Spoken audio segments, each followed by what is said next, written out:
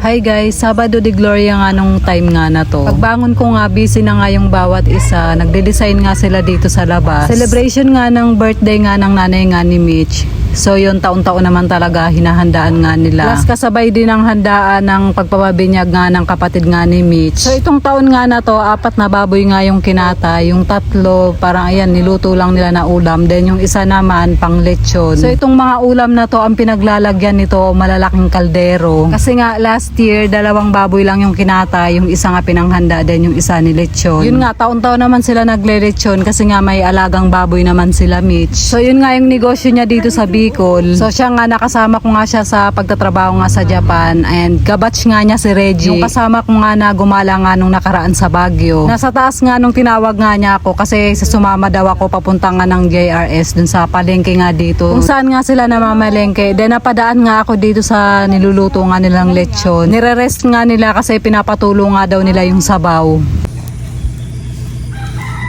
Sabi maliit, malaki din naman ah. Malaki ho yan.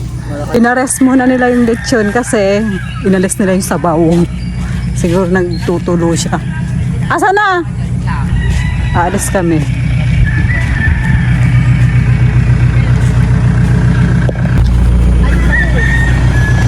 Ito ah. Alis na kami guys.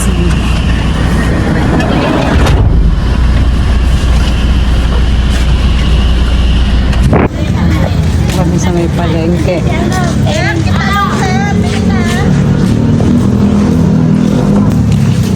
Bumili kami ng tolda. Kinulang yung dahon ng nyog. Wala ba pa ito yun?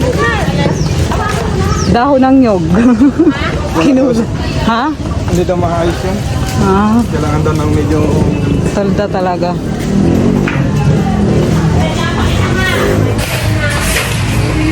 Wala pa talaga akong kaayos-ayos. Siya bumili ng tolda. Choco ay kasama. Doon na natin putulin. Mahaba o. Okay na umuli ko. Diyan ka natin. Yan lang sa unang kanto. Di ba magano tayo na? Kan, tanong mo yung tricycle sa lilo kung sino may-ari. May nakaharang pala doon. May nakaharang doon.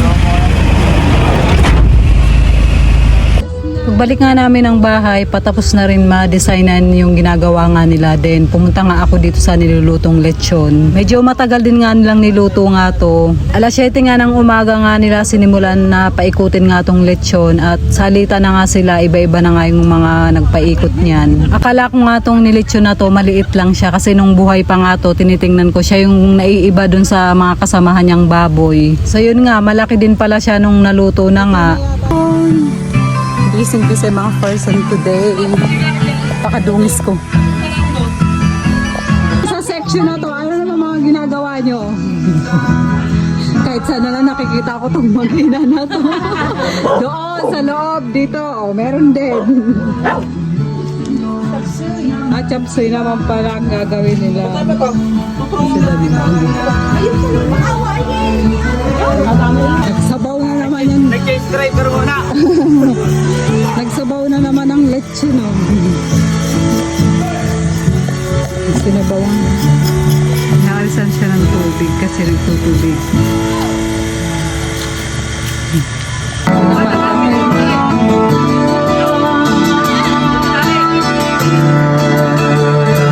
Ayun, birthday girl, oh. Sinayo.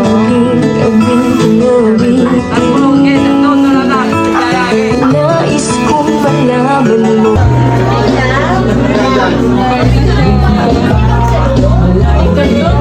The birthday girl.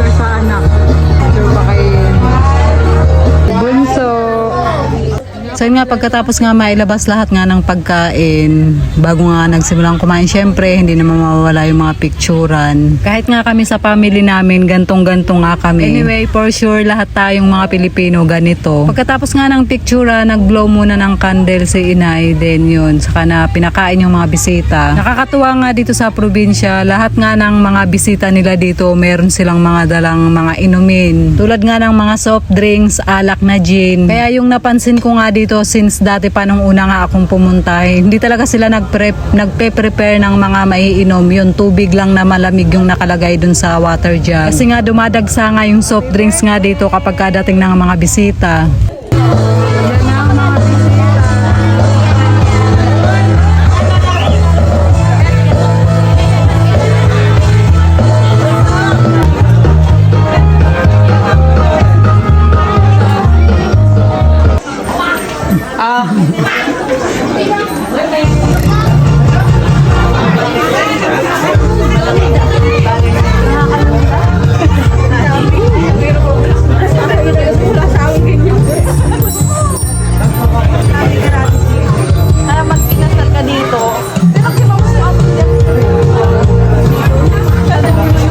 Dami tao sa labas. Kami mamaya na kami. Hello. Pero huwag masyadong maasin kasi baka naman hindi makayanan. Dami ko rin luto. Si Dondan oh. Dondan. Sabi, sama ka doon. Saan? Ang dami bisita yun.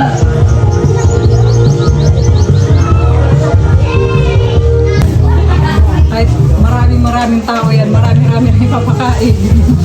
Si Tita Joy. Oo, buwan ang ibig ko tayo. Sila makakipon.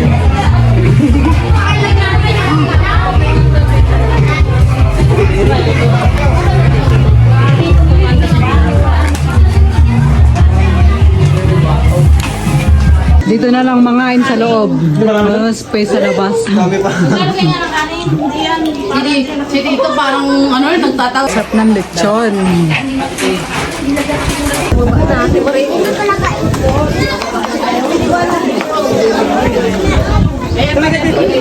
Di ba manghingi? Meron pa ba? Bibigyan ko sa akin mga ano. Ha? Ayaw daw yan. Ha? Putay! Ari Nestle oh. Ari pala! Ay katulad ni ate. Puro Diyos.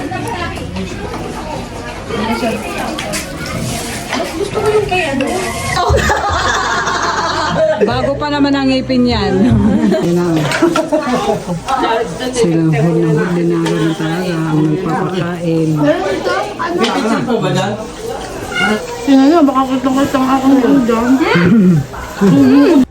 So yun nga, mas nauna ko nga nakain yung dessert kaysa nga nagkanin, and yung medyo pahapon-hapon na nga saka pa lang kami kumain nga nila Mitch. Itong taon nga sobrang dami nga ng bisita, hindi nga katulad last year. Mabilis lang din kasing natapos yung kainan nga last year, unlike nga ngayon parang tumagal din siya ng mga 3 oras kasi nga tuloy-tuloy yung pagdating nga ng mga bisita.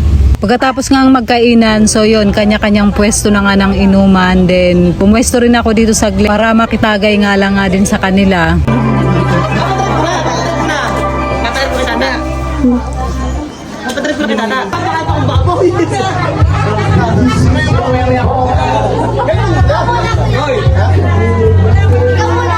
Diba, may pilitin siya. Pag pilitin siya rin ang babili sa